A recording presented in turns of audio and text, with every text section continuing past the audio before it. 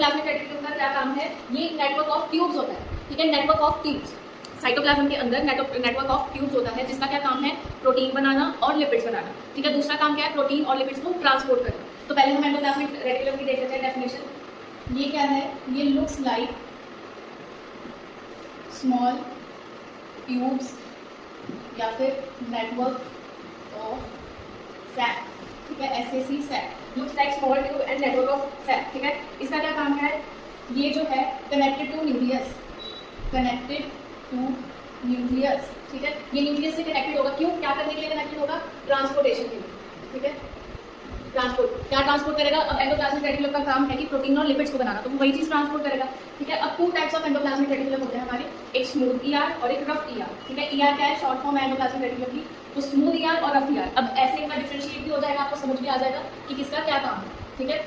Smooth endoplasmic surface क्या होता है? इसके अंदर नो राइबोसोम्स, इसके अंदर राइबोसोम्स नहीं होते। रफ ER का क्या होता है? इट हैज राइबोसोम्स, इसके अंदर राइबोसोम्स होते हैं, ठीक है। राइबोसोम्स, अब जैसे सरफेस है, ऊपर राइबोसोम्स कनेक्टेड है, राइबोसोम्स है, इसलिए वो रफ दिखता है माइक्रोस्कोप में, ठीक है।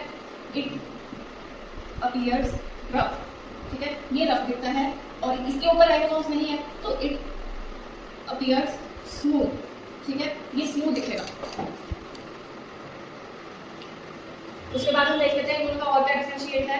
इसका काम है, रफ एंडोप्लाज्मिक रेटिकुलम का काम है कि ये क्या बनाएगा? प्रोटीन,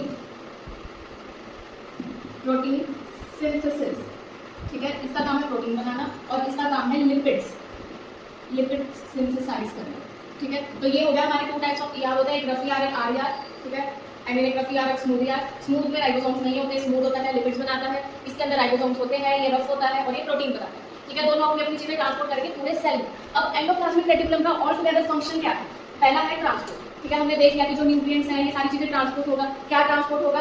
प्रोटीन, लिपिड, ठीक है। उसके बाद प्रोटीन फॉर्मेशन और लिपिड फॉर्मेशन, जो प्रोटीन सेल के अंदर बन रहा है और जो लिपिड बन रहा है, लिपिड क्या है? फैट होता है, ठीक है। तो ये दोनों चीजें भी क्या काम है? ER का बनाना। 4th है डिटॉक्सिफाई। डिटॉक्सिफाई का क्या मतलब होता है? साफ रखना, जो टॉक्सिक्स होते हैं उसको हटाना। तो ये पूरे सेल को साफ करने में हेल्प करता है, जो टॉक्सिन सब्सटेंस होते हैं उनको रिमूव करता है, ठीक है। उसके बाद है मेम्ब्रेन फॉर्मेशन। अब जो सेल मेम्ब्रेन होती है वो भी लिपिड से बनी होती है मेजरली, ठीक है। तो लिपिड कहाँ से बन रहा है? स्मूथ ER से बन रहा है। स्मूथ ER क्या है?